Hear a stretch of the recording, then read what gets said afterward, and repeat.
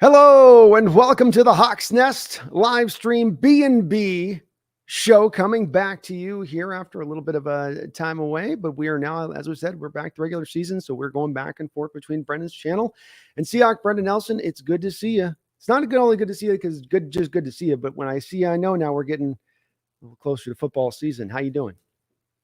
I'm doing pretty good, man. I'm ready for it. We have last night we had our first football game of the year. So we're right there. We are right there. We are a week away from the Seahawks playing, and then we're ready to go. So I'm doing pretty good. Have you been? I know your ear's been to the ground at camp, covering every end and edge. And if you're not, please do go over there and get subscribed to Seahawks Brendon Nelson. We do this as a weekly show here for the new subscribers. But what's percolating on your end? What's getting your ears to poke up there like a bunny rabbit in the long grass, so to speak? Well, a few things. A few things. It is training camp. So you have to take some things with a grain of salt, but you get what you can out of it. And through, I believe now it's like 6 days of practice. It's 6 or 7. I think the main thing I take away so far in the positive has been the cornerback play. It wasn't that long ago that a lot of people were concerned about what we had at cornerback. Now it kind of seems like we might have a lot going on there that will keep us going for this season and maybe even seasons beyond that. Artie Burns was a guy who I wasn't sure if he was going to even make the roster. And apparently he has been, every time he's been given an opportunity to show himself out there, he has done positive things that have probably secured that roster spot. Kobe Bryant, I think a lot of us expected this because he had so much college experience. He's looked great so far. Basically, from what I can tell, he was playing pretty much perfectly until he had to go one-on-one on Lockett at the end of practice the other day, and that was a little much for him. But he did great. Sidney Jones, I know, has looked pretty good. I think he got hurt the other day. He missed a day of practice, but it doesn't seem to be significant. Even Tariq Woolen, who I'm going to continue to say I don't expect anything from him on the field this year. He is at least flashing the reasons why you draft him, the reasons why you basically redshirt him for at least a year. So I think the main thing I'm taking away from this training camp session so far is we got something going at cornerback that's positive. Oh, very much so. And boy, with Tariq, I'm in the same place you are, where I continue to just try to temper my expectations. Yet at every single turn that we hear, a little, be it OTAs or now into training camp, you're hearing story after story of him. For instance, running with the number one defense for a little bit of time here, if not today, the other day, and having some success out there on the edge, looking good, staying with the receivers. I love the kid's long-term forecast, but he might come to surprise us here in the short term. And it's a marvelous problem to have, Brendon. I'd be interested to hear, but my chat has gone dead silent with the hand wringing over not signing DJ Reed suddenly. Have you noticed that same kind of silence on your end? Didn't notice that much consternation about not signing him in the first place. I think that most people do realize that this is one of the things that Carroll is really good at. This is something that he feels at home with finding new cornerbacks. And I don't think, some people say, oh, well, that was in the past. That's not the case now. I mean, DJ Reed, the 49ers basically threw him away. 49ers thought so little of him, they basically said, you can have him for free. And they made it. Sidney Jones was a bust until he found his way here. And then, well, he's been, the first few games last year were bad, but he's been on an upward tick ever since then. So I don't think there was that much consternation about letting Reed go, but if there was, there certainly shouldn't be now. Yeah, exactly. Just to feel comfortable with the situation. And part of what I like with this too is, Brendon, we've slowly as a team gone from being one defensively and how we construct, or now the strength emerges, I should say, from the team, being one that would be more to the front end to the back, which is, again, I've always kind of favored how you build a defense that way. But I've always also said that if you're a 3-4 team, I might change that up a bit if you move to that off of a 4-3 defense. And the interesting thing here now is that you have, I'm not going to say they're two best safeties in the league. We got two top safeties back there. And now you have a stacked cornerback room that may potentially not only have a lot of talent, but also have a lot of depth with it. And what the analytic folks say and what the new age people of football saying how you should build and construct defenses go opposite from what the old school approach was, which is instead of front to back, you now go back to front. So this could be interesting as you turn that over in your mind. Does that get you a little bit excited in the not just a short term, but long time, or do you buy into that mindset that is where the new defenses will need to go? I feel like we tried to do that in 2020 and it really didn't work. It didn't work at all. That was a disaster. Yeah, I mean but that's where I'm saying also the difference being this year is that you're doing a 3-4 defense. I don't think from a 4-3. That's why I was very much a ardent person of that in the 4-3. Is I don't think you can do that in the 4-3. This isn't a one size fits all approach. I don't think. But if you do have more of a 3-4 roster construction, more of an ability to be more fluent in your blitzing designs and whatnot like that, be more unpredictable, I think then that can put more benefit and onus on the back end and the secondary than it could otherwise in the 4-3.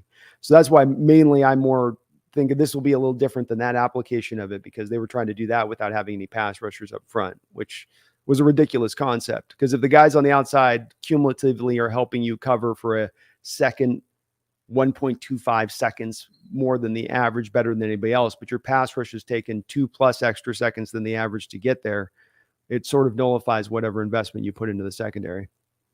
Yeah, and the investment in the guys up front is not nothing either. We have Darrell Taylor was a second-round pick. Mafe, I know Mafe's not going to start this year probably, but he was also a second-round pick. We got some guys. That I think there is an investment into. But I don't know. I know the analytics say you build a defense from the secondary now. I'm going to have to believe it when I see it, I think. I'm not convinced on that one. To me, that's antithetical to a lot of the things that I kind of was raised on, believing in football. So we'll see. But there's no reason why you can't make significant investments in both. And we have. I think our pass rush, it may not be great this year, but I think it's shaping up to be great in future years. Yes. And I mean, again, it's with the 3-4 concept, you're given more, you're doing more things to put the secondary players in a position to have a little bit, maybe more of that shine. The outside guys might have to play man on time to time. You got your blitzes, you got your safeties actually blitzing and being a part of the pass rush too. I like what they've done on the outside, but I was mainly just referencing, you were saying 2020, and that's of course for 3-4 years prior.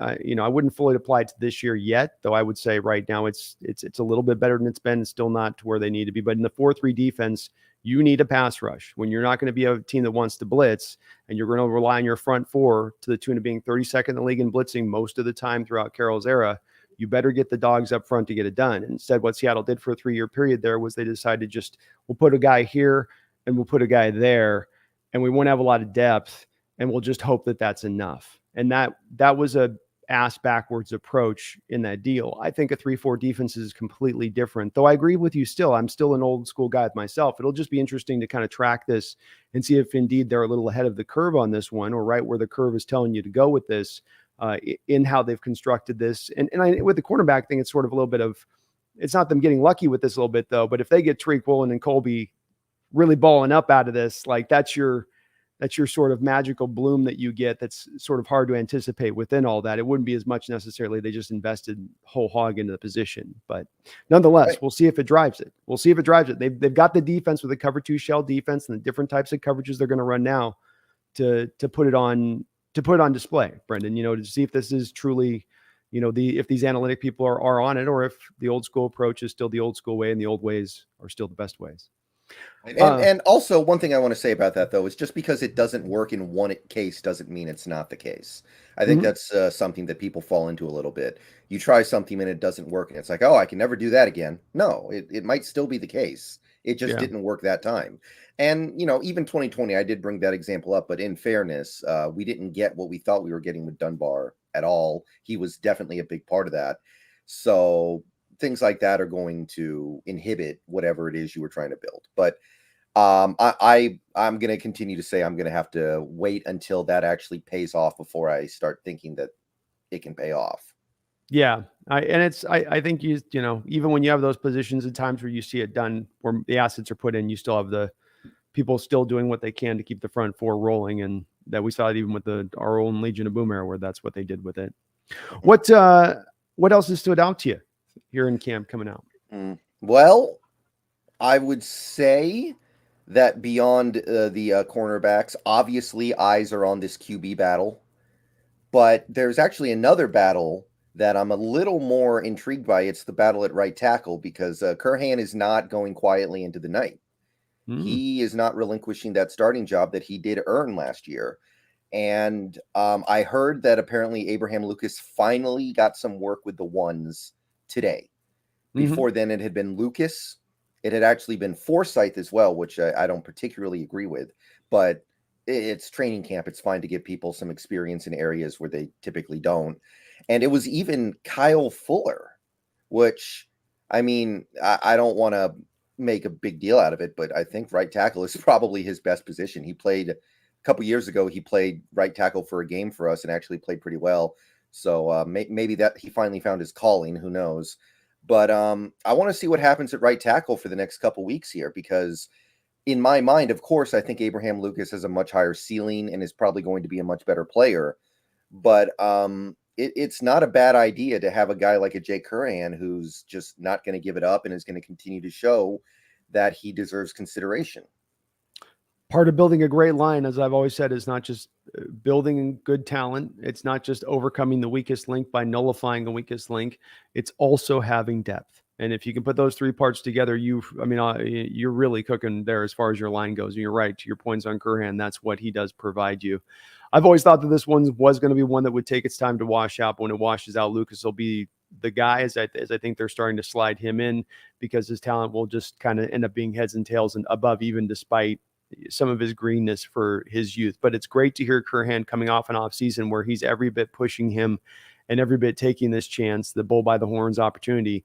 I'm loving to see it on that. So, this will be one of the best battles to watch here throughout camp to see how it does shake out here. But yeah, I think they do with Foresight. I think they're just throwing him in that swing role as much as anything. And then I think they view Fuller, I think, as the OS guy if something goes wrong. But you might be right on that. I mean, like he's not looked good at center. He's definitely not looked good at guard.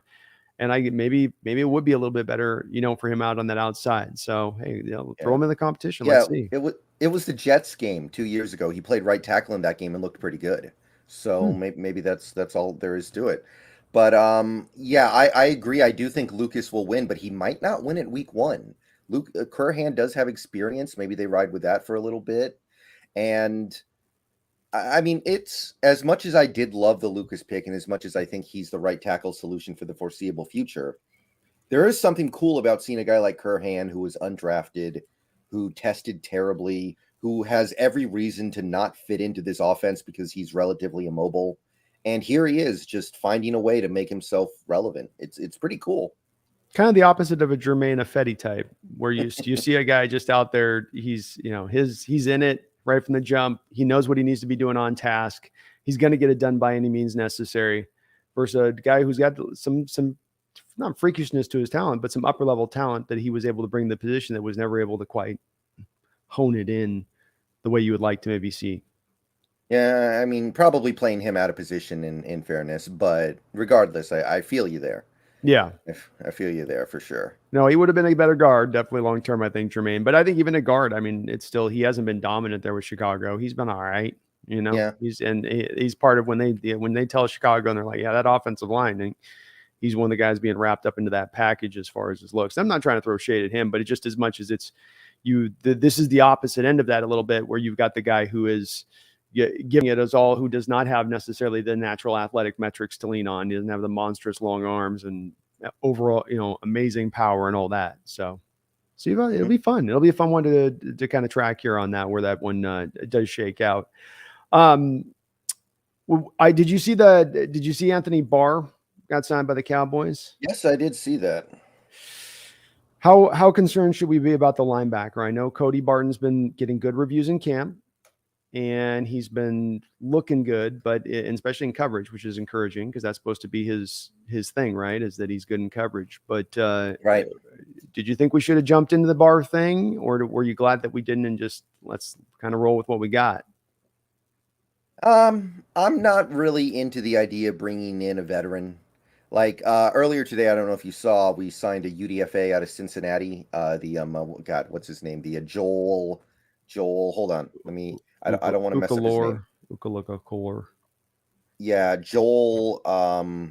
God, sorry, I'm totally blanking on his last name, which is really bad because I made a video it's a about him earlier today. It's a big 3-syllable one, I think. So it's one. It's not like Davis. Joel Dublanco. Oh yeah, There you we couldn't go. remember that, Brendan? You couldn't keep that one at the front of your tongue? Come on, man. Yeah, I just prefer this approach right now. I think that right now you're better off getting these young guys who have something to prove, who haven't already made their money and made their accolades in the NFL, who have something left, who can surprise you in a positive way. Like I think that's the right approach to take in a year like this. Like Joel Dublanco was a guy who was by far the leading tackler on one of the best defenses in college football, and he was able to stand out alongside players such as Sauce Gardner, Kobe Bryant, Majai Sanders, Carl Cook, Darian Beavers. I'm probably forgetting one or two others, but I look at that and I go, that is so much more interesting than going for the Anthony Barr or the KJ Wright, where if they're good, then to a certain extent, you kind of have to go like, well, so what? They're probably not going to be here next year. It's probably a 1-year deal. And even if they are good and they do come back the next year, well, they're getting at the age now where they're going to decline. It's just, I like this approach much better. Now, we probably have to get another guy because with BBK and Radigan being out for, I think BBK's out for the year and Radigan's going to be out a while. You're probably going to have to do a little bit more, but I don't mind if that little bit more is somebody like Avery Roberts. I don't mind if it's somebody even like a Vi Jones. If you feel like there's some upside there, I'm cool with that. I think the upside's much cooler than the downside of somebody like an Anthony Barr who's been around a while, and I don't know. I just don't see it. So kind of what I'm also, and to not speak for, but what I'm reading from you then would be then that you would be a little bit more in a sound approach of let's take a developmental guy and put him out there this year. Take what you might have to get as far as the bumps in the road for what the long-term fruits that'll bear. And that's worthwhile more than a guy that will help the defense out in this given season on a consistent basis, maybe. Yeah. And also, I think it's germane to point out that the guy that you think is going to help the defense more this year, sometimes he doesn't. Like, I remember when Keith Brooking, at the end of his career, he had this one really good year in like 2009. And then 2010, he may as well have been 60 years old. He couldn't do anything. Like it happens quickly sometimes with players. So I'm like, okay, with a guy like a KJ Wright, and to some extent Anthony Barr. I know Barr hasn't been in the league as long as KJ, but you still have this thing where like just because they've done it before doesn't mean they're going to be able to continue to do it. So yeah, I prefer the upside guy, the guy who could surprise you in a positive direction, the guy who could offer value to the club in years beyond this current year. So that's kind of how I view things when it comes to this sort of season. Like, Of course, last year I would have felt very differently. Of course, you're just trying to get as good as you can to make a Super Bowl push, but that's not what's going on right now. So, and I can totally understand where that approach comes from. I do lean a little bit differently here, and more just for two different reasons. One, I don't trust any of the linebacker prospects we currently have on this roster. I barely trust Barton.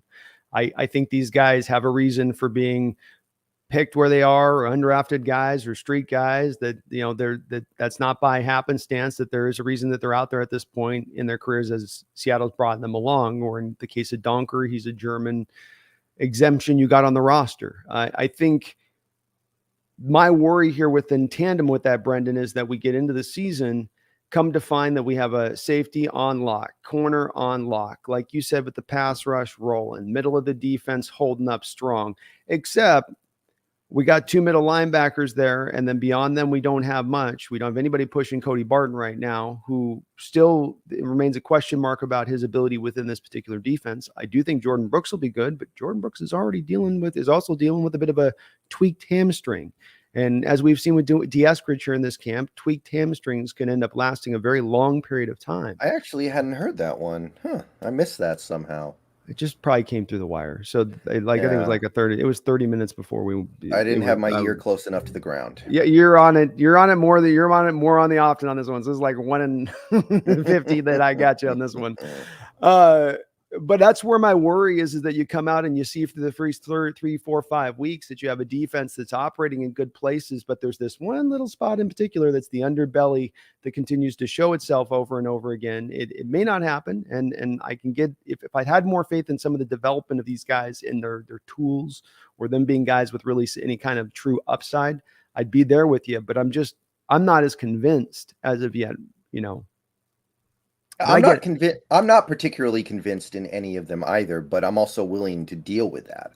I'm also willing to accept that, hey, we're going to have some big problems at these positions potentially.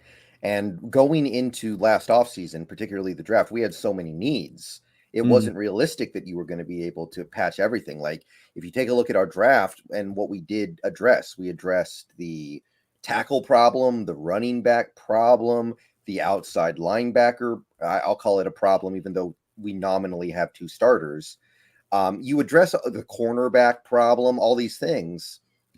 But if you were going to address that middle linebacker problem, the inside linebacker problem, you would have had to unaddress one of the problems that you did address. Now, obviously, I think there are some people looking back at that draft and thinking, oh, we had the opportunity to get a Nakobe Dean.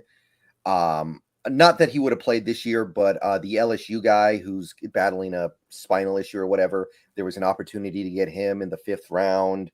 There might have been one or two other guys we could have picked up. Damone Clark. Yes, thank you. 1 or 2 other guys, but the way I look at it is we didn't have an infinite number of picks, and we did a great job with what we had.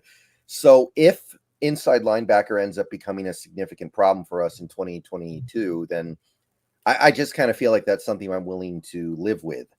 And I'm not trying to bring in some middling veteran who can kind of hold us over. I don't think that really adds too much value personally. What about if you've got a team offering you a 5th round pick for not necessarily that guy that's like Barr, who's street free agent here deep into the start of training camp before he signs, and still even right now after he signed, I believe he's on the IR for the Cowboys immediately. Is there would that be a trade you're open to making if it's more of a guy that you have for more than 1 or 2 years, or would hey Snyder maybe look to be a little bit of aggressive here and getting a guy like that gives me beyond 2 years, but also might give me a little bit more ability to stack up this middle linebacker core just a little bit better? Yeah, if it's somebody who you view as a long-term solution, then absolutely, I'll do that all day. If it's somebody you like and you think he can be part of the solution going forward beyond just this season, sure. Yeah. But I don't know. I know Anthony Barr is not the oldest player in the league. I remember switching him to defensive end in, I think it was Madden 2016. So it can't have been that long ago that he entered the league. He's not that he came in one of those guys too that came in, I believe, at 21. So I did a deep dive on him when he was still a free agent a month ago. And as one of those remaining guys, Seattle might target, and went back and watched some of his tape from last year. A guy did a great cut up on YouTube of actual 22 shots of him moving in space, and he was really good. I mean, he was still, and particularly the thing that jumped out to me, Brendan, when watching him, was he was just eating alive flood zone concepts. Any team that attacked him with a flood zone concept, first guy goes in through his zone, he'd cover him up, but then he would always get back to the second guy and make a play on the ball very often in the highlights where he's going back to that second guy in the coverage to tip a ball or knock it away. So I was really kind of enamored with the thought of him, especially considering you're sitting on money, especially considering it's not going to cost you a draft pick to get him. I'm not going to belabor the point. It's just that this, to me, it's I see an Achilles here on something that you've well constructed that doesn't have to be an Achilles. And that's where my I'm not saying this season's going to top out anything, but that would be a shame if you have such a defense that could be pretty decent and good, but that thing ends up becoming the thing that kind of holds you back. Yeah, and also I think you might be a little more optimistic about this 2022 season than I am. Yes. So that's probably part of it too. You think this team can be decent. I think they could be not bad, but I'm not really looking at this team and going, man, if we just had depth at middle linebacker, I would feel like we're going to the NFC title game or anything like that. So no. I can't be too troubled by it. No, and I wouldn't think that is either. And even in my optimism, I'm still at my 8 wins of optimism, but just from a standpoint of, watching a new defense come together and, you don't want to see stupid, silly things holding a defense as they're trying to pull it, which we'll see. It remains to be seen. Maybe Brooks and Barton can just hold it down all year and they look great. So, maybe that's. I mean, they make a good pairing in theory, right? Because Brooks is so good against the run.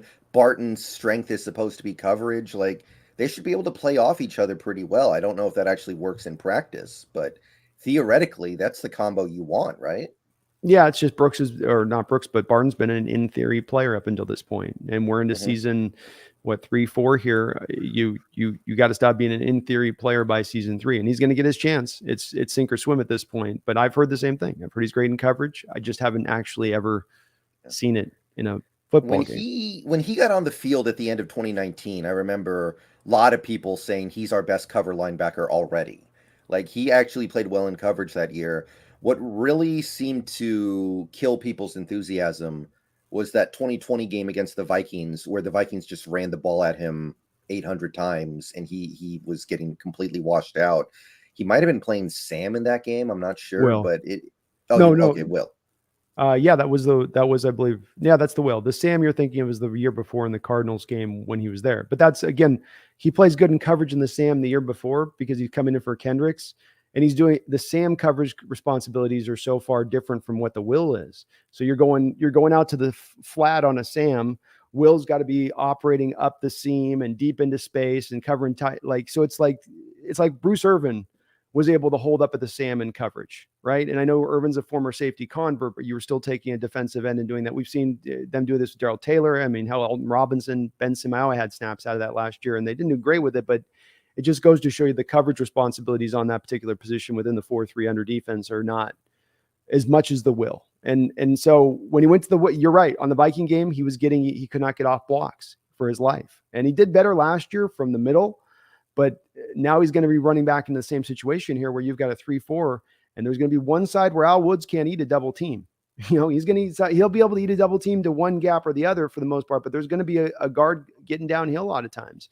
And if it's his number, can he get off those blocks is that's a big concern with me right now with him. And still again, I hear the coverage stuff, but can you actually remember him making a play in coverage? I think he had a couple PBUs in the Eagles playoff game. Okay.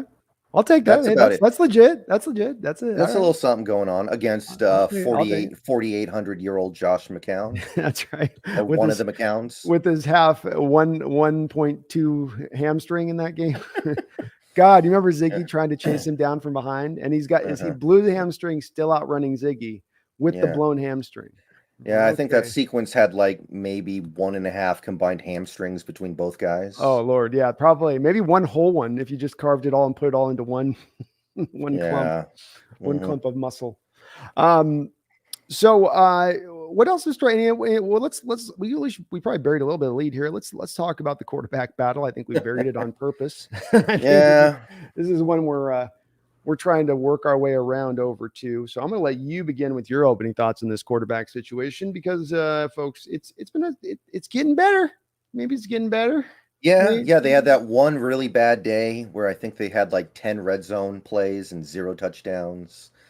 I think that I kind of get the sense that Locke is starting to close the gap. He's not past him yet. But we're not really going to be able to find out until Locke gets some snaps with the first team, which apparently he got a couple today. I heard he got a couple. So maybe we're going to actually start seeing him get a real opportunity to show what he can do. But neither guy's really asserting himself super well. I heard positive things about Locke yesterday. I think it was yesterday. Or no, the day before. Yesterday was an off day. But you're seeing why these guys are where they are in their careers, where Geno Smith has been bobbing around the league for a while and Drew Lock was considered to be somebody that Denver just needed to move on from. So it's not surprising to me. I don't think either guy is going to be much of a long-term solution, but you can also see where it seems like Geno will be passable if you put him out there. He's not going to be the guy who just throws 8 interceptions a game. Drew Lock seems like he's got the ability, but even Carroll, when he was asked about him earlier today, seemed to he was trying to curb the enthusiasm a little bit. Like, the talent's there. We just need to get him to where he can, execute things. But you're seeing mixed things from both guys. And I want to stress, I don't really have an issue with that. I've said this before, but if either of these guys were to suddenly just out of nowhere break out and become studs, like let's say Drew Lock has 30 touchdowns, 7 interception season, 4,000 yards, and looks really good, that you're just going to have to turn around and give him $250 million next year. So it's not great. It's really not. So I'm not upset about that. I'm not mad about it, but I'm not seeing any reason to believe that there'll be anything better than a competent starter, but not probably somewhere near the bottom of the league in terms of how good starters are.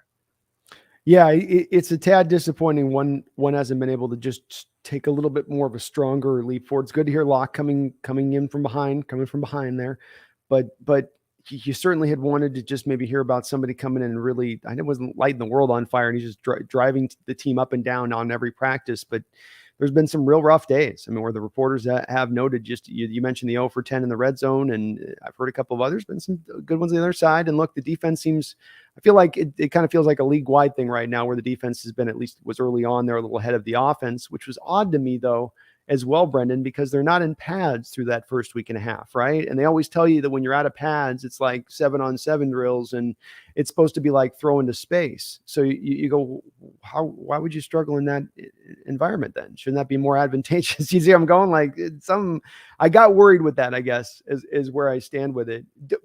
Both of them have to get a start in the preseason, like a good run or 2 quarters in as a starter, right? As part of this assessment. You can't just have, I mean, maybe you do. Let me, what do you think? Oh, I'm sorry, we're just full of technical difficulties today, aren't we? yeah, it happens. At least that one I could fix with one click. But anyway, I think that I get the sense that Geno's going to start week 1 unless he's suspended, which is still possible, by the way. I don't know what's going on there, but I don't think that's completely gone away yet. But I feel like they feel like his familiarity with the offense, the fact that he's been here a couple years, is going to be valuable to them, because they are trying to win games. They are. Mm-hmm. And I don't have a problem with that. I don't want a coach that's trying to lose. Of course I want a coach that's giving you the best chance to win every single week. But I get the sense that they're valuing that. And even if Locke does end up looking a little better in camp or preseason, Geno at least gets the first crack at it, and then Locke probably comes in later. So I think it is a QB competition, but I feel like one guy has a pretty big advantage just because of his experience level with this offense and his familiarity with the organization. So I would definitely give both guys a start in the preseason, but I just feel like it's going to ultimately be Geno against Denver week 1. Yeah, I've kind of thought that as well, that's where it's always going. And I've also thought eventually you're going to see both of them start at some point or another this year. Like, I also thought that as well in addition. So I think it makes sense that way. I do like the thought though of, hey, give each guy, you each get your run to this in at least the first 2 games, and you both will give them 3 quarters. Hell, give them a lot of the game to work with, and then come away from that, where you stand, or give them each 2 quarters. As far as I'm concerned, I don't need to see a lot of Jacob Eason in this preseason. I'd like to see these guys in this offense. I'd like to see them executing the designs of this offense. And that means, not just A gap runs. Let's try some outside runs. Let's reincorporate the screen game now that our quarterback can throw over the top of the defensive lineman coming at him. Let's work, some of these things that have been troublesome for us come the regular season. And I would like to see that with those guys in there, just so they can make the best assessment. I know, the training camp practices and all that is going to weigh more, Brendon, at the end of the day, but it would be nice to kind of see them both get the fair shake of, okay, here it is. And if it's even, it's going to Geno for all the reasons that you mentioned. Right. Anything else jumping out to you with training camp? I would say that the running backs, they had a day yesterday, or excuse me, a couple days ago, when the running backs really were impressing people. Penny actually took that day off. He was taking a vet day, and Kenneth Walker apparently looks fantastic. They were talking about his burst. They were talking about the moves that he had. And it looks like he's going to add a lot to this team, even if he doesn't get a ton of carries. He can do a lot with the carries that he gets. So as much as our quarterbacks don't look that good so far, you would think we're going to have to run the ball a lot. And if that ends up being the case, we seem fairly well equipped to do it. DJ Dallas apparently looked quite good. Travis Homer looks good. Homer was a guy 2 years ago who was kind of the scapegoat for the offense in some ways, but he's really grown beyond that. And now seems like he's a real good part of this offense. So you're looking at Penny, who, I mean, he doesn't need to do anything in training camp because of what he did for the last 6 games last year, where he was, I think, the best running back in football. Not just one of the best, but the best. And then you add that with what we're hopefully getting with Walker, and Homer is your third down back, and even DJ Dallas, who I don't know if there's going to be a ton of room for him, but there certainly could be. And it does seem like we're well equipped to at least keep the game under control, even if we're not going to necessarily be able to win those games, because we can run the ball effectively. Deepest running back room we've had in Seattle in how long? Well, that's hard. That's hard to know. Sometimes you don't really think about how deep your running back room is. Like when it was Sean Alexander, it was basically just Maurice Morris and a cloud of dust, right? There wasn't really anything behind him. With Marshawn, we had Turbin, and Turbin was cool, but it wasn't anything that was like, you never wanted him to start. So maybe in my lifetime, I know the year that this is going way back, the year Kurt Warner tore his ACL in week 1 or week 2 or whatever it was, we had a collection of guys step in and contribute as running backs. One of whom eventually became my gym teacher when I was like 7. I believe it was Randall Morris. Okay, yeah, I know that name. Hell yeah. Yeah. So that was definitely pretty interesting. But I can't say if that room was deeper than this one. So maybe the most ever. Yeah, I ask because I do, as I've thought about it a little bit, Brendan, I mean, look, they've got to show it. Guys got to not be injured and beat up. But let's not forget, DJ Dallas was a 4th round pick, and Homer, to your point, has been here a couple of years. And at the very least, he's established himself as the best third down back you have on this team. Homer has done the most that he can do with the carries given, as has DJ. They both, I think, were a little over 4 yards a carry last year. I think Homer had the one thing where it jacked it up to like 6 yards carry on his thing because he had the fake punt, so he could run that up for like a 90 yard. So it looks just incredible. But they've been good, they've been solid, and we've had some solid twosomes: Ricky Waters, Sean Alexander, and you mentioned Sean Alexander and Morris. You probably put Max Strong into that group too with the Morris thing, but from a depth standpoint, tailback, I don't think in the Seahawks history they've ever had this depth, the quality of depth at the tailback from front to back. Better starters, better top end talent, but not this kind of depth. And it will come in handy when you have a 17-game season and you want to run the ball a lot, and you're going to get your guys beat up a bunch. Sorry, go ahead. Yeah. I remember at the end of the season last year, a couple people posted that apparently Homer and DJ Dallas both had extremely high success rates on pass blocking. Like, I think when DJ Dallas, I think they said that DJ and Homer both blew like 1 block each the whole season. Wow. So both those guys are proving that they can get on the field in multiple ways. It's not just about carrying the ball. It is about blocking effectively. And both those guys seem like they can do it. So that's very valuable too. That should not be dismissed. That's huge because we got blitzed at a fairly high rate too. So they were being put under a lot of that's where that pass protection comes up, of course, is it's that blitzing linebacker coming up and you got to get your face in the hole and take him on. And he's got a head start coming at you and you're just sort of standing there still trying to be a rock on it. And the running backs don't like it. That's what you see him pulling back. So, and remember with the whole thing with DJ Dallas, when he came out, he was supposed to be the best blocking tailback in that whole draft of anybody else. So to hear that stat means that's starting to come to fruition for him. So that's really encouraging to have. They're solid players for us. Again, they give us not just what they do in the backfield, not just Homer's the third down back, not just Dallas is the kickoff return. Hell, as I was just mentioning on Homer, he's also he's been pretty good on special teams as well, which as we don't talk about a lot, Brendan, but I'm telling you, special teams is going to end up winning us a couple games this year.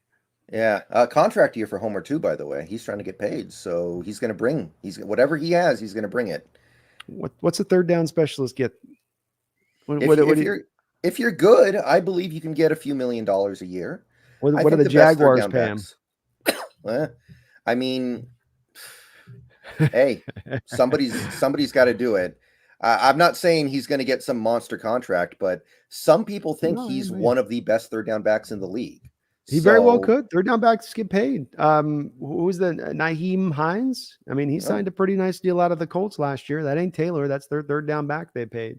So you're right. You can make a little bit of money here and there if you're good at this is a skill. And part of why I want to play the compensatory game, Brendon. The compensatory game. You know what I mean? Rashad Penny, Homer, third round pick, fifth round pick. You know what I'm saying? Like, I hope Johnny Boy's already looking ahead at that, because we could maybe potentially pick up a nice little summage of picks here if he plays that right here.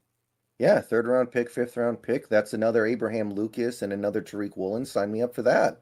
I'm just saying. But the key of it is that we can't use that cap, do that silly stuff they did that year. We did the Detroit Lions tight end where we were up ahead and everything was looking rosy.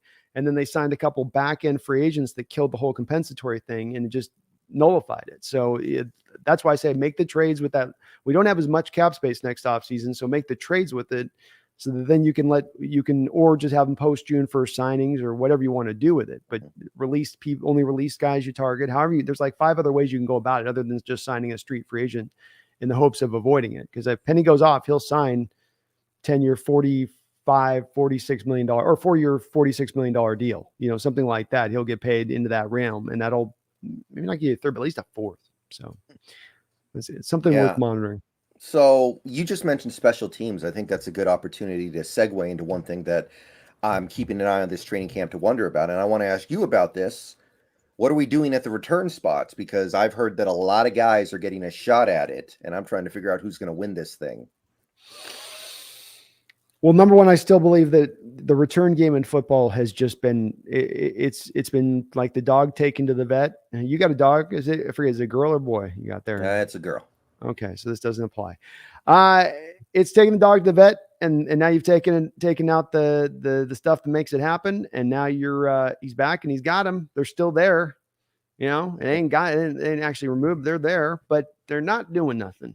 And I like the special teams a lot still. I love it. But unfortunately, NFL, with all of the rules, there was it seemed like Brendon, probably an 8-year period that there were probably 3 to 4 rule modifications centered around making it harder for the return game to work. And many of those were built to stop concussions, like the holding of hands on kickoff returns, for instance, the moving up of the kicking game to cause more touchbacks, these type of rules that are put in place. So, no more of the drawback blocks, right? You can't do that. You can't have a guy going back, reversing across field like you used to be able to do. That used to be one of the funnest delays, Yeah. There's a guy on YouTube. He's a Cowboys fan who makes videos, Mark Holmes. He played college football at JMU, and he remembers they called him the bowling ball, the guy who was just supposed to run down there on kickoffs and throw himself into the guys holding hands to try to break him up. And he said he was terrified every time he had to do that. You're running at 3 guys and they're bracing for you. You're going to get hit twice, 2-1. You can't get around it. You're going to take the hit. And it's like, no, thank you. No, thank you. The bowling ball. That's great. You got one job. Oh, Lord. Oh, they had to do it. I mean, that was causing a lot of problems on camp, but I think I didn't answer your question. So I'm always a little bit tempered in that part of the special teams game, though I'll say this. I think DJ Dallas has established himself as a kick returner. I don't have the stats. This is one of my pulling it straight out of my, but I would say he's probably a top 5 kick return average last year in the NFL. And maybe he's not getting the home runs, but he's one of those consistent, I can get it up into the 42, 43 yard line for you on a decent basis. And again, I have nothing to back that up, Brendon. That's surely on my back. But the punt returner now, Brendon, now we're talking. Who could be the punt returner? I really only see one real option. I would love to say Eskridge. That's the guy who it should be, right?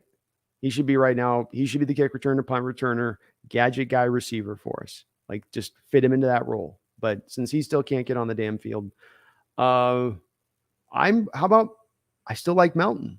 Me too. That's what I was thinking too. Yeah. I think it's a great way for him to contribute as a rookie. Yeah. And he's just got that. He's got that. When you watched him on tape at Rutgers, the way he moved and he did the kick return stuff, he's done this stuff. So he's got some history with it, but then he's got that natural wiggle to him that Swain has no wiggle. Swain's missing an L and an E. He's got the wig, but no L. And I can't take it anymore, Brendan. He catches the ball. He fair catches too much. He's scared. He's kind of, I'm not saying a pro player or football player is ever scared. I'm not saying that, but he looks a little bit scared when he's back there catching it. So it's at this point almost, dear God, anybody, anything, anywhere could be better for us back there. But Melton's the guy to me, which would be, I think he's the best fit from all the potential guys back there. Yeah, that's exactly what I was going to say as well. He's the guy who strikes me as the person who can break a punt return for a big play. So I'm hoping he gets the opportunity. I can't remember the list of guys that we were given a chance. I think it was like DJ Dallas. No, you're right. Travis Homer, Bo Melton. There might have been a little bit of Derek Young in there. I can't remember. It was a long list. Walker. Yeah, Walker too. I mean, we remember last year we had Penny returning kicks for some reason for like 2 games. Yeah. It went bad.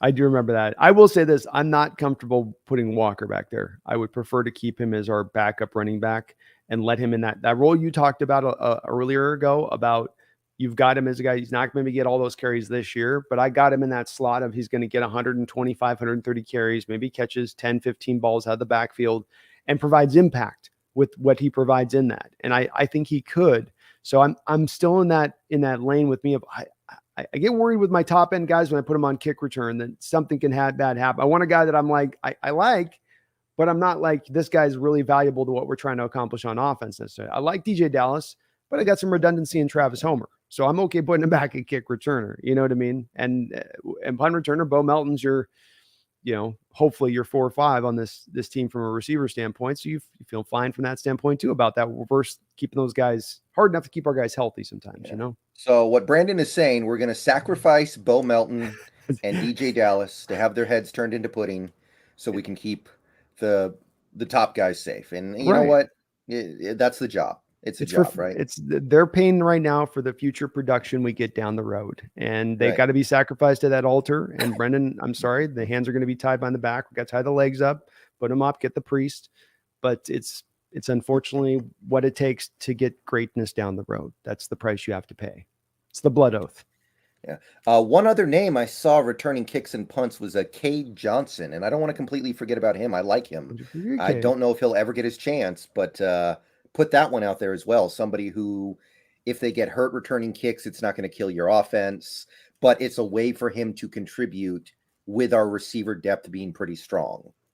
Yeah, if you're looking for a spot in preseason and you happen to be a person that thinks that preseason games don't have importance, there's not a lot there to be derived from it, go concentrate on this wide receiver battle in this preseason for your Seahawks, because you have wide openings right now, 3, 4, 5. Eskridge isn't playing at the moment. We don't know what to get from. He's been injured last year as well. We don't know when he's going to be ready or what exactly he's going to provide when he does get on the football field. I'm not saying bust. I'm just saying he's a question mark right now.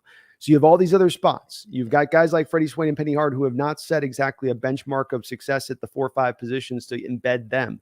This means that when you watch throughout a preseason game, you should be watching on all these receivers and how they're doing, because it's an open battle for having the top 2 guys as fixed as it is, Brendan. It's really wide open on the back end. And there's a lot of guys through the couple years here, they've built, it's not just a lot of bodies.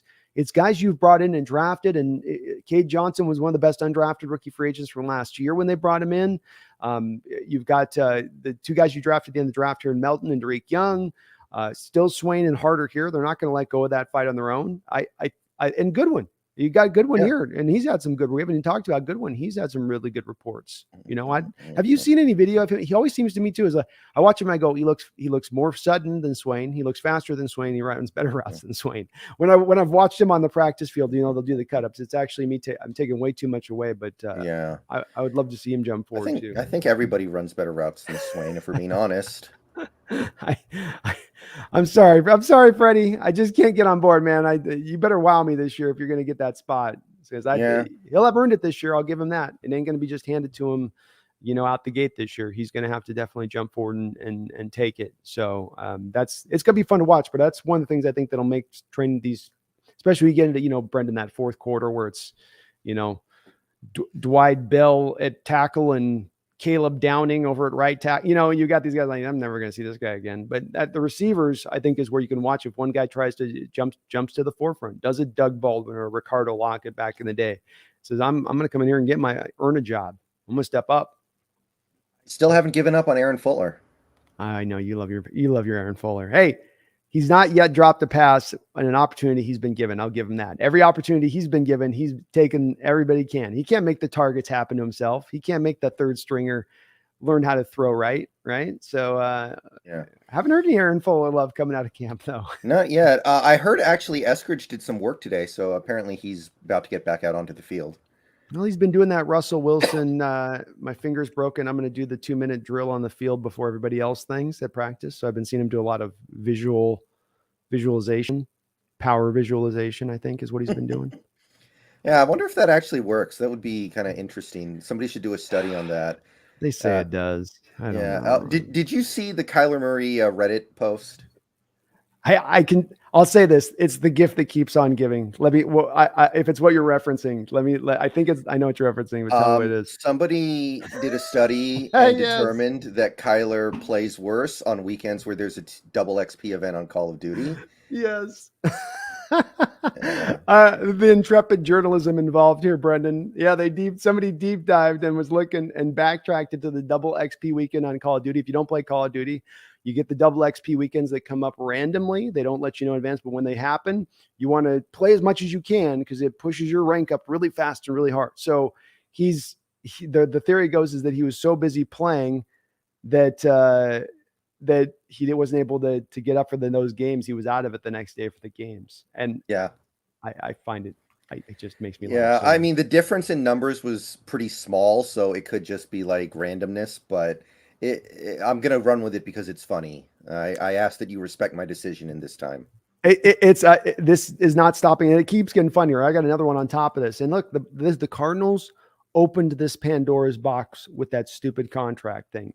This is on them. So they can sit here and squirm and shout, and all the Cardinal fans can get mad about being given this much grief over this, but they've opened this up and they've done nothing to put the box back on top of it.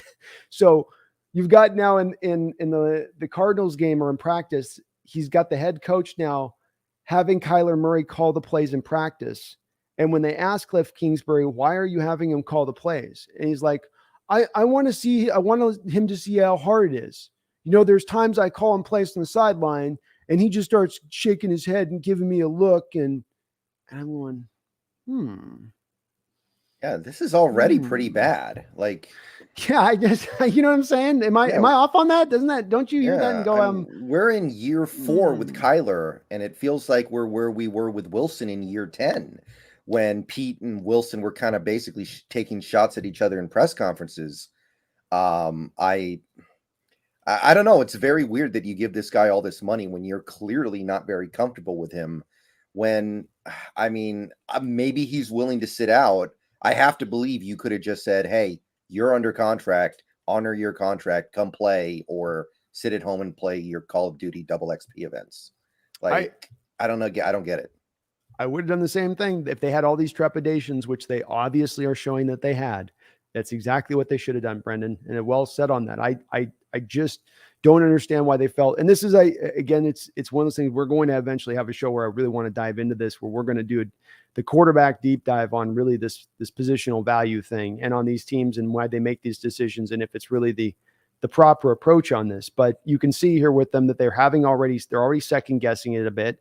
And you think about that with him having him call the plays and what led up to that. It's not just him looking on the sidelines. It's then the coach after him giving him a look on the sideline, then pulling him aside after that in the locker room going, hey, when you're showing that body language and you're slumping and you're shaking your head at me, you're all but flipping me off. Whole team can kind of see that. And they start to lose a little bit of confidence in me as coach. You think maybe you can button that up. And if you got a problem with the play call, we can go ahead and talk about it in the office after or before the game. Yeah, I'll do that, coach. Doesn't happen again. Doesn't happen again. Doesn't happen again. Then you finally get 4 years into the relationship, as you said, Brendon, and he's out of answers. He's already tried to sit him down. He's already had the hard. They tried to put a contract clause in. That didn't work. So now he's like, here, just take the GD headset. Take the GD headset. And you make the calls. Yeah. I remember the Cardinals-Rams playoff game. That Wilson was actually helping with the announcing at one point on the Manning cast. Do you remember this? Mm-hmm. And I remember near the end when Cardinals were down by like 3 touchdowns and Wilson was saying something like, okay, if I'm Kyler right here, I'm getting into the huddle with my guys and going, okay, 3 scores, guys, we can do this, even though it was over. But his point is you always want to try to be positive. And as long as the game is still going, you want to keep pushing, try to make something crazy happen. And next time the Cardinals got the ball, Kyler wasn't even on the field. And then we learned after the game that apparently the team told him to go in and he was like, no, I don't want to. Do you remember that report? I didn't remember that he didn't go in. I remember Russell having that situation and talking, and I remember that moment that was, I remember just thinking, and that's not what Kyler did after Russell said that. And that's the end of this. And then he didn't do that. But I did not know he just refused to flat out go in. There was a report right after that game. I remember it, that the coaches told him go in and he's just like, no, this is stupid. We're down by 3 touchdowns. We're not going to win. Like, that's the last, if that's true, that's the last thing he did as a member of the Cardinals on a football field before he got $230 million. So figure it out. I'm astounded by it. It's again why I continue to be. I'm not down on the Rams, not down on the 49ers. I am down on the Cardinals within this division. Excuse me. Versus where other people have them, where other people just kind of think they can put up exactly the type of season they did last year. And really, it seems based upon completely simply Kyler Murray's presence there and his receivers. And those two combinations is what propels everybody to put them into. And I say propel because if you're putting a team at 10 wins, you're saying they're reasonably good. And I again, just looking rosters and all that. I mean, he's a very talented player. There's no doubt about it. But I think that these squawks about the work ethic and things are what canaries in the coal mine for, maybe when we look at them from a long-term growth standpoint. It'll be interesting to monitor with him. It's a fun one to track, but it continues to be hilarious, Brendon. And the fact somebody thought to do that deep dive. Kyler likes Call of Duty and they say he's got problems with work ethic. I wonder if I went and looked at all the work, and these crying. Yeah. Remember the James Harden Gentleman Club one? I did. I remember that one too. Yeah. That one I think was legit. Like, I think there's actually something to that, but the Kyler one I think is just more funny than anything. Oh yeah. No, it's just hilarious. It's hilarious. And the Cardinal fans are going, yeah, he's our guy. Whew, he's our guy. All 13 of them. All 13 of that's right. Oh God. Well, what, anything else kind of percolating for you in this? There's a couple of things in there. Myers is looking good, I guess. He looks like he's returned to form. We had Josh Jones jump out a little bit of safety. Kind of odd. He might actually end up pushing Ryan Neal a little bit here. Neal's been beat up a bit. Yeah, I think Neal is better as a corner than he is as a safety anyway. So I got no problem with that. Apparently Josh Jones is laying the wood. So got to give him a chance. And making picks because he got a couple interceptions this training camp too. Yeah, I think there was a play where he decleated Homer and one where he decleated DJ Dallas, I believe it was. So I don't know if you want to be doing that in training camp, but hey, it's something. I'm not going to pretend like it's not happening. It's where the corner and safety room are mirroring each other, where you have both some starters emerge looking strong on the start front, and then you've also got behind it really good depth on the back end behind them as well. It's pretty encouraging to see in that respect of things. Ooh, we got a dono in here. Impact Fitness. Thank you for the $10 donation. I appreciate you, brother. Says Cardinals will be last place in our division. I don't see the hype everyone sees. They don't have a defense, and the receivers are a play away from going into a retirement home. I didn't ask you in this, Brendon. Where are you at with the Cardinals? I just said, I think they'll be okay. I think they've got enough going on there. They'll probably follow the trademark Cliff Kingsbury pattern of a really strong start and then a really weak finish. You've seen the thing, right? Where every year going back to Texas Tech, his teams, they start great and then they fade at the end. And I don't know exactly why that is. I remember that would happen with the Vikings when Mike Tice was their head coach, because he would work them way too hard in practice. And you just answer the question. That's Yeah. you answered on your question. That is Mhm. the answer on it. It's Yeah. because a body, you can only, as you see what performance athletes will tell you, Brendan, you can only push the body up to a certain peak point for so long. You can't guide into that peak point and then it just goes into the future, into perpetuity. The body wears out, wears down.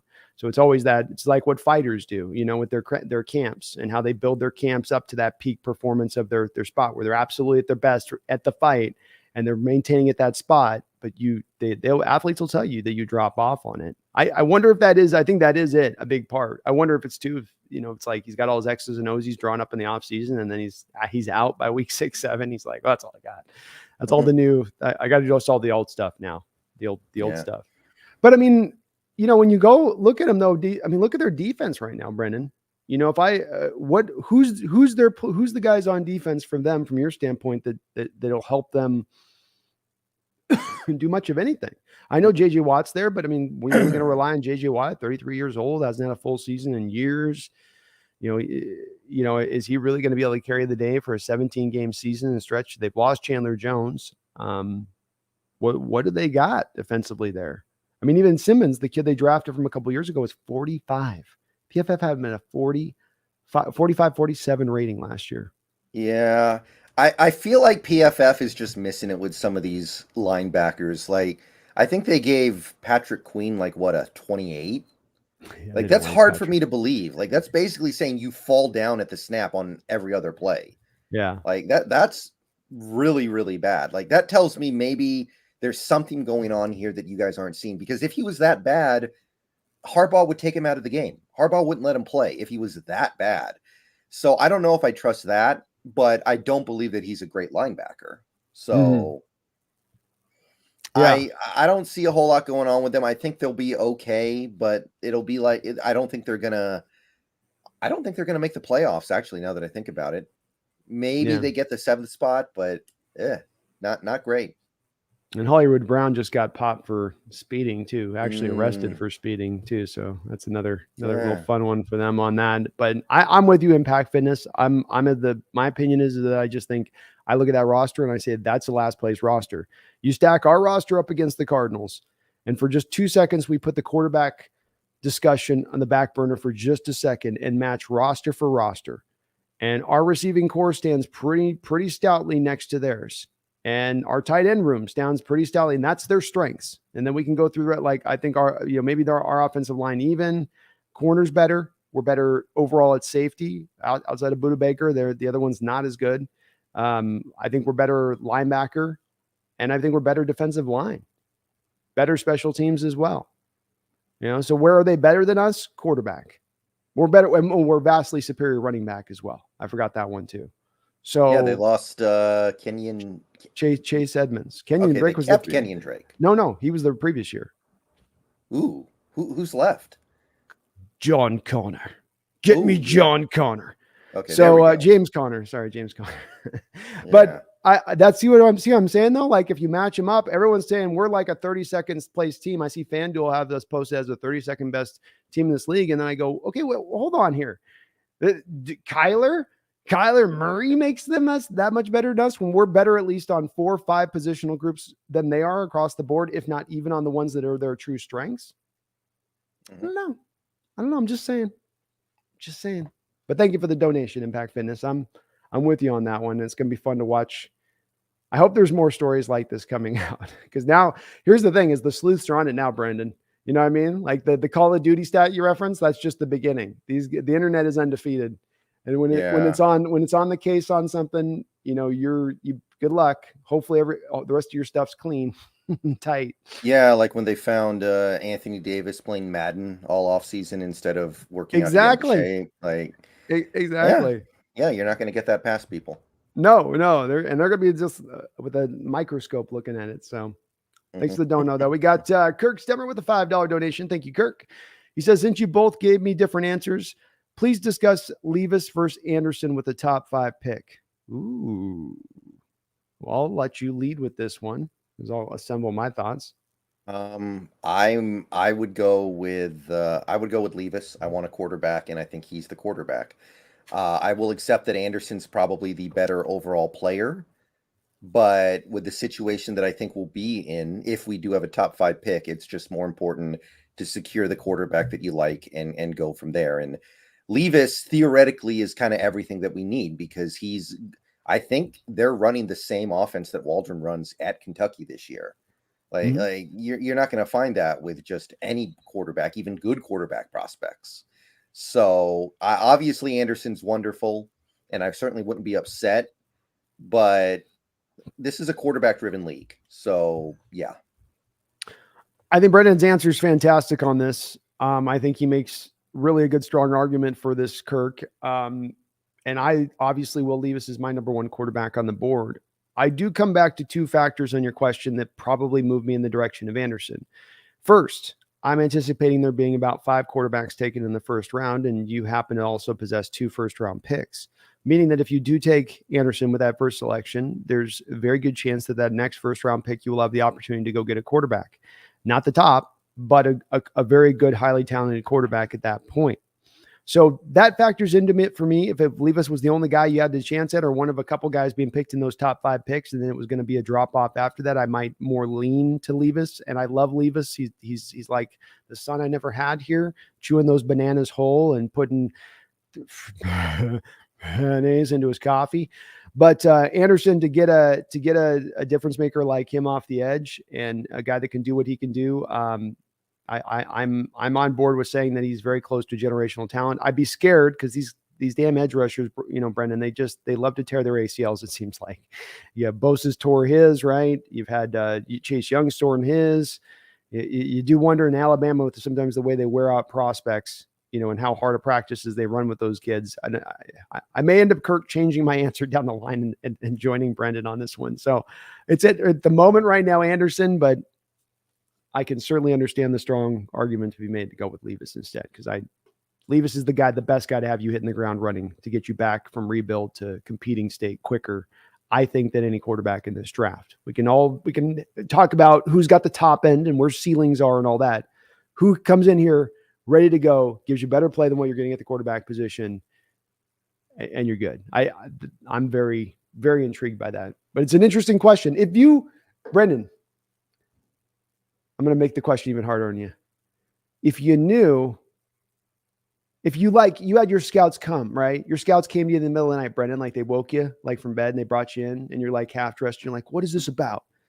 And they're like, we are pounding the table tonight. We are pounding the table. And we are telling you that this Anderson kid is a generational talent.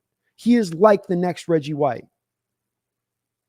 Does your answer still stand at that point? If you've got your scouts on you like that, telling you this guy is just that good.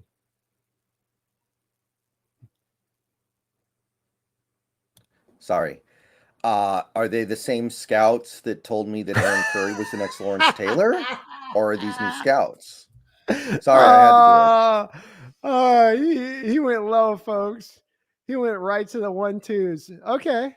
All right. I see where you're going with that, Brendon. Yeah. No, I mean, if he has some amazing season in college football, then I might be willing to change my mind. But I am going to maintain my belief this is a quarterback-driven league.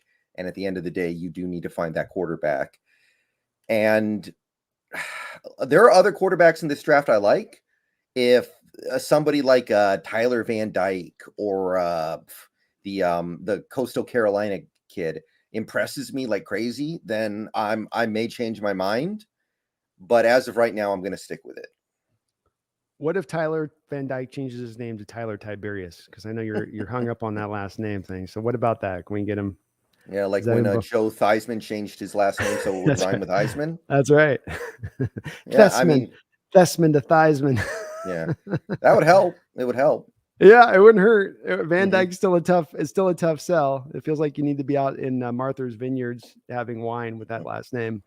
So yeah, I get where you're coming though, dude. I'm not in strong disagreement with you on this. And if we end up getting Levis, I'm going to be such a happy guy, because I really trust my evaluation on this with this kid right now. I need to see still this season. He could fall in his place and we're like, wow, that's much different than what we saw the previous year. But if he shows the growth that I'm anticipating we're going to see, I think Levis is a very straightforward pick that makes so much sense. I mean, you mentioned it. How often are you going to get a chance to take a quarterback, highly talented, first round graded probably by, let's say, 28 of the 32 teams in the NFL.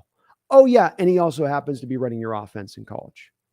Right. That's why I'm saying I don't want to miss that if it's there. I get it. I'm with it. I'm with it. Anderson's just so good. He's just so good, man. He knows what he's doing. You know what I mean? Mm-hmm. So, any other kind of stuff going on here with training camp? Jump to you. Not really. No, I think that kind of sums up some of the big stuff. I'm definitely getting the sense that the main area this team is going to be lackluster this year is in the red zone, which was something that over the last, I'd say 4 years, we've been very good. We've been great in the red zone. That was one thing that I think Schottenheimer did when he came here.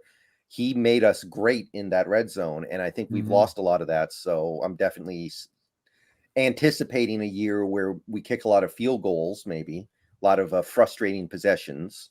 But in terms of specific things coming out of this training camp, not a whole lot beyond what we've talked about here. I'm seeing some things that I like, enough that I like to keep me entertained. To your point on that as well, you factor in, you'll see the offense a little bit less in the mode it was prior, right? With the boomer bust aspect, and a lot of that being good in touchdowns is a 50-yard pass from Russell Wilson. That'll get you that outside of just being in the red zone. This offense is probably a little more of the chain movers, hopefully this year, and their consistency, but not as much of those big plays, which would lead into being more of those field goals like you described. So I think it's very, very well said on that. I think that's definitely where this will probably start to lean to a little bit this year, and that'll be okay as they come along. And if the running game can be as good, you talk about Kenneth Walker or Shot, if they can be better, that nothing helps red zone efficiency like having a dynamic ground game. As coaches say, you throw between the 20s, you run to score. Right. Well, let me give you one. As me and Brendon started this off last week, and I'm going to continue it today because I like the thought of it. And it's fun to talk about. Of course, having one more team in town that we can discuss a little bit as far as having something good going on with them. So we're always going to kind of push a little bit of a Mariners bit in the end of these segments, or I'm at least going to mind, Brendon. You started off. So you started the fire. I didn't start the fire, but I will continue to burn it. And our Mariners made some great deadline deals. Actually, really quick, sorry. Before we get that question, we got a donation here, so I just don't want to make sure I miss this. Jonathan Delacruz, thank you for the $2 donation. Thank you to everybody on the donation. It says, what's your expectations of the defense this year, Brendon? I think they're going to be a borderline top 10. I think they're going to be pretty good. It's going to help that I think our TOP will be better. It can't get worse than it was last year. And there's some youth, there's some speed, but I don't think it's going to have quite enough pass rush to be one of the best, but it's going to be good. Agreed. Do you turnovers, sacks, middle of the road-ish, better than middle of the road on both of those two? I'll say something middle of the road in terms of turnovers. Sacks, I don't know. Obviously, Darrell Taylor's going to be awesome because I'm starting to think he is going to be like a 15 sack a year guy. We didn't talk about him. Discuss that because he's been showing good in camp, right? Like he's got that bend. He's got that Von Miller type bend. He's got that. He's got those attributes that you really look for in a edge rusher.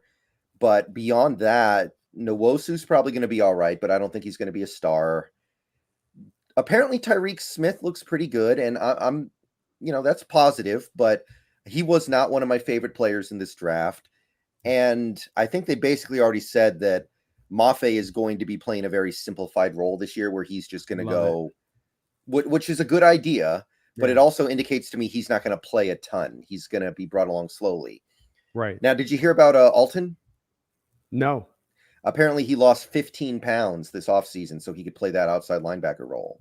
Well, I was worrying about that with him because he was at I think the pro day, he was 267, I believe, which, you're 255, 250. So that makes sense. He's into more of that range with that weight loss because that's where you got just those size things are different from 4-3 defensive ends to outside linebackers. And there's reasons because you need them to drop back into space and be more fleet of foot as opposed to just being hunkering down. But is it all like all muscle? Is that what they're saying with it? I haven't seen the exact breakdown of it, but apparently he's much more spry and mobile than in previous years, which is okay. That's good news. It's only good news. He was always a little bit bigger guy, and especially when they had him standing up, I was like, that's not going to work with him standing up at that weight. So good that he did that. And look, if he can round out, he's flashed a couple times. He's not been a complete guy that's, you're like, he's got some good, he's got some decent attributes coming in, good size to him. We'll just hope he develops along. He's given you 4 sack season, I think, out the gate, and a couple sacks here. Just can't, kind of a little bit of the regime thing where you just can't quite see the consistency come together on it. You see the flashes, but none of the consistency. Yeah, I think that's accurate. And Darrell Taylor, looking bigger and faster. That's the thing jumped out to me when you hear the bigger and faster thing. That's the thing. Whoa, he got both those parts. So you go, that jumps out to you. And sometimes you do see that in what really this is now his second. Let's call it his second year jump. His first year he was under the injury rehabbing. So that's I'm about where Brendon is on that too, Jonathan. I think I line there. I think he's right to be a little bit unsure on the sacks because it kind of depends upon the pressure packages. This team's going to not just be reliant now on front four generating the pressure without any help. Instead, it'll be at times a lot of the opposite of that. But then that's hard to. Do they take to that like a duck to water? Is it instantly you get the returns right from the jump? Are there some rough roads? Is there still the hybridized stuff where we have 4-3 defensive ends trying to just get home on their own? We kind of have to see on that. But I still think at least with the talent you have on this defense, the way the cornerback room's rounding out, and knowing you at least have the depth along the defensive line to sustain, I think that this should be to Brendon's point on this, a borderline top 10 team. Absolutely is, I think, well within reason. But thank you guys, all of you, for the donation.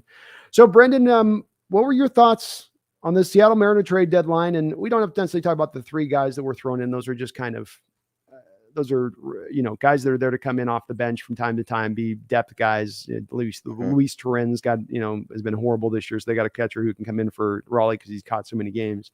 But what did you think about the main trade for Luis Castillo from the Cincinnati Reds? I love it. I think it's great. I think it's fantastic.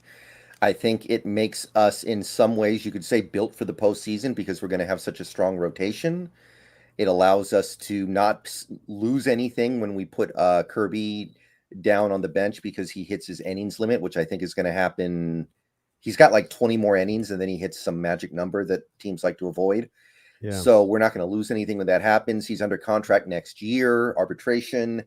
And then presumably after that, I imagine if he plays well, you are going to try to keep him. Easier said than done, but I imagine that's the plan.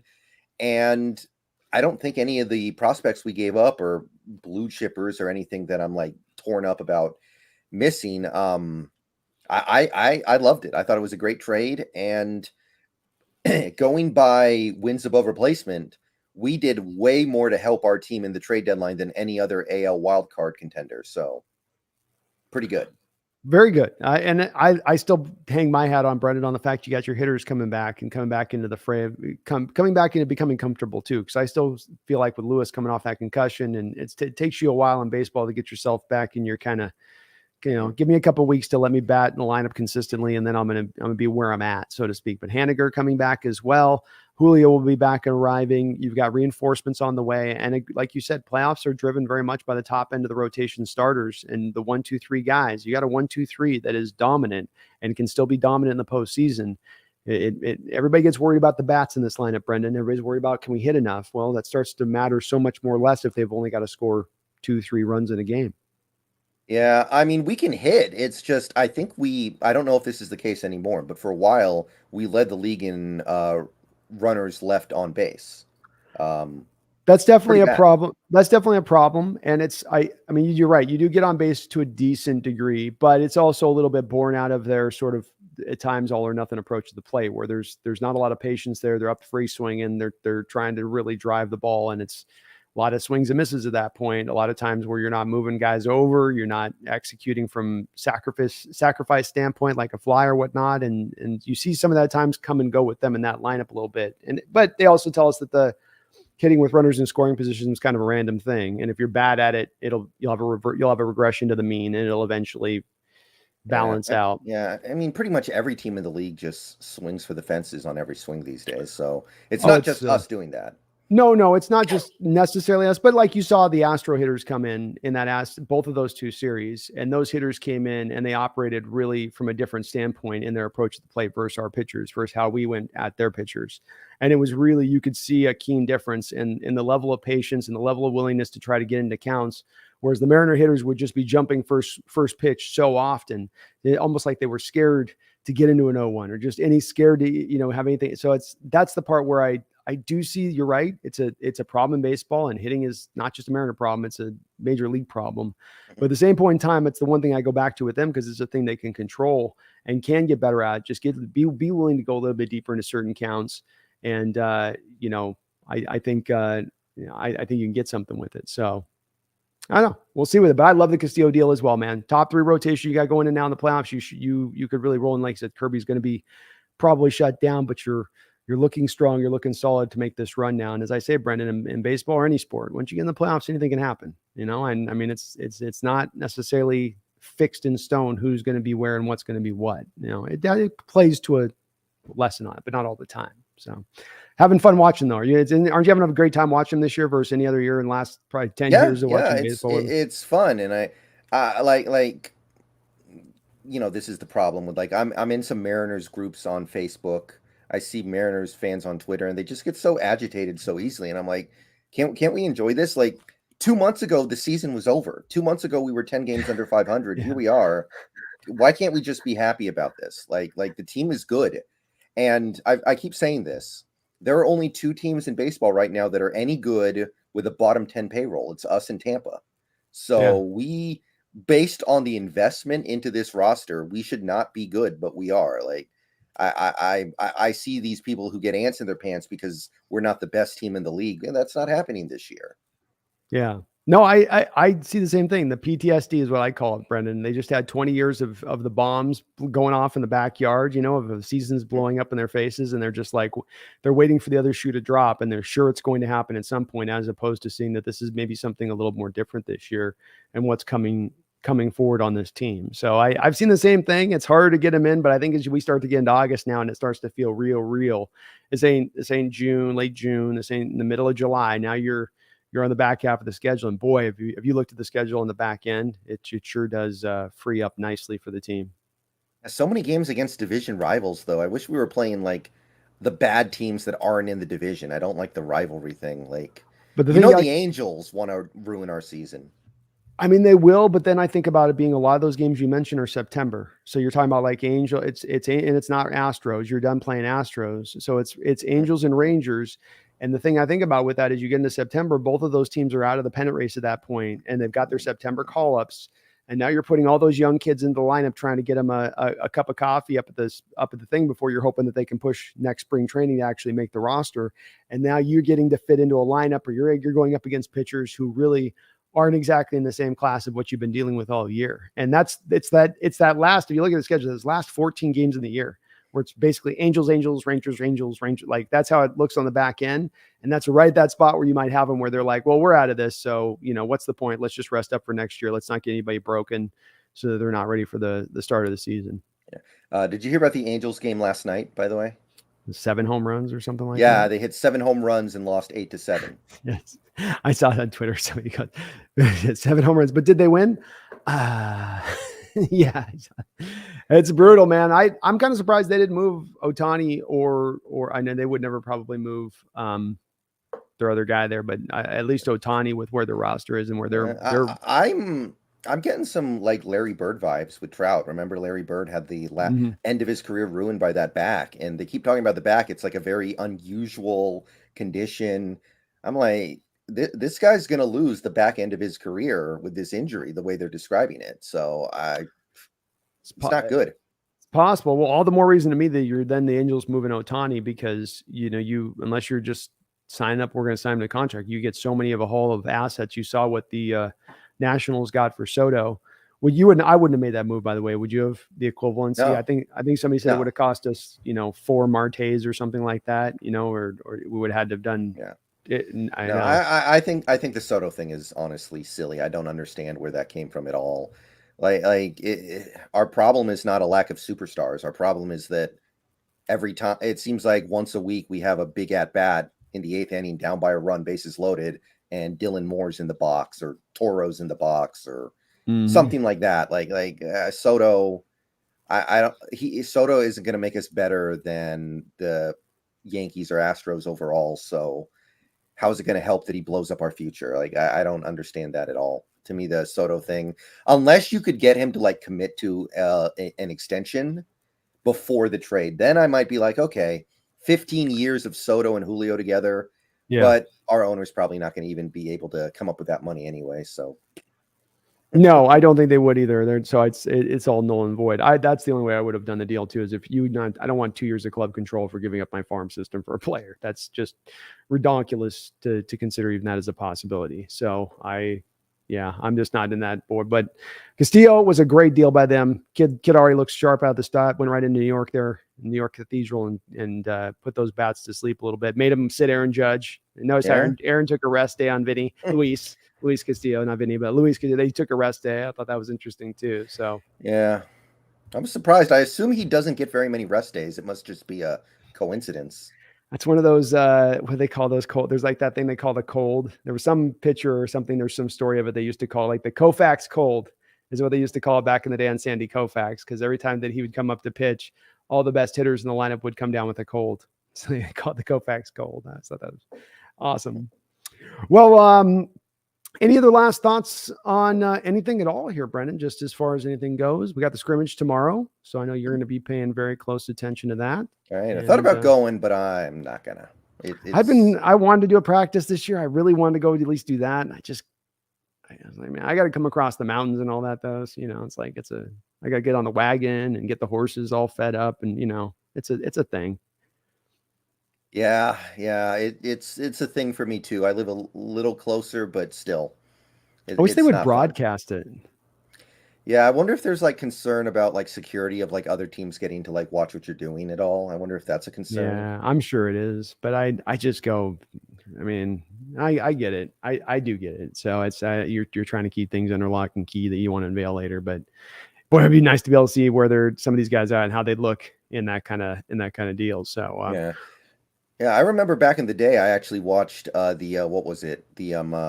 It was the Mayweather Pacquiao fight on Periscope because people were like illegally streaming it. Yeah. So maybe we could do that. That'd be awesome. Maybe somebody's going to go to the game and just stream it.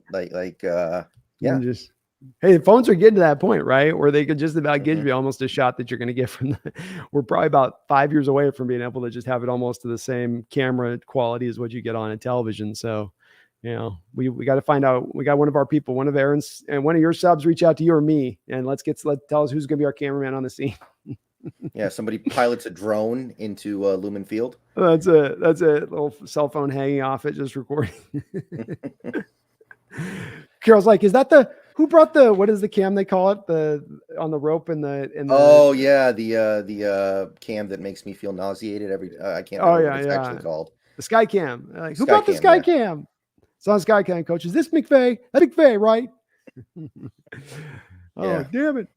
Well, a great time with you as always, Brendon. And if you're not, please do go get subscribed over. Seahawks Brendon Nelson is the channel name over there. Cooking. You just shot past 9,000, right? You're well above 9,000. So yeah, cooking along. I'm back past 9,000.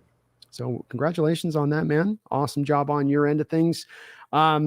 Be back on Brendon's side of the channel next Wednesday. Probably back on. He was nice Thursday. Sorry, he was nice enough to push this over for me because of my schedule got a little bit wonky. But we will be back, I think, next week, and we'll have. We may move next week's as well because I believe that's right. The stream will be during the preseason game. That's right. So okay. Well, maybe we might have to play with that a little bit. Maybe Thursday, then, Friday. Maybe Friday we can do. So we'll discuss it. We'll coordinate. But either way, we will be back next week on his side of the aisle, over on his side of the channel, and looking forward to Brendon. We're here, man. Season's about to get going here. I'm revved up. We're almost there, and I don't know, man. I don't know what to expect. I know we think there'll be this, but who knows, man? You never know in this upcoming year. Yeah, I mean, it's going to be fun to be surprised. Maybe. We haven't been surprised in a while. Maybe we'll be surprised this time. Could you imagine what a fun season it'd be to be surprised just in that way with things going if things happen to go well, and just how many people would be eating crow and just and shocked. And who now thinks Seattle and Carroll's found a new blah, blah, blah, and all the storylines that be percolating out nationally. That would be awesome. But well, until next week, folks, we're gonna be monitoring. We're gonna be watching. You guys will be as well. But get stoked, get excited, and until then, please do not forget. Never forget. Go Hawks. Go Hawks.